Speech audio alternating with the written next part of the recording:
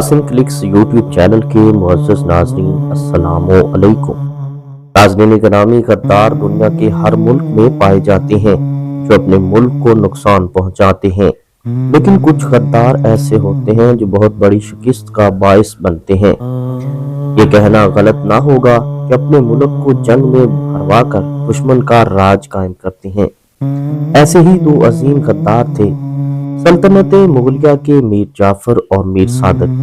ان دو غداروں نے ایسی غداری کی کہ دشمن انگریز کو بہت بڑی دو جنگیں جتوا دیں۔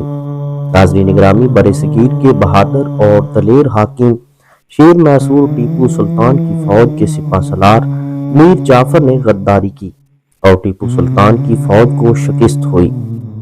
سلطان ٹیپو کو شہید کر دیا گیا اور انگریز کے راستے میں حائل بہت بڑی رکاوٹ ختم ہو گئی۔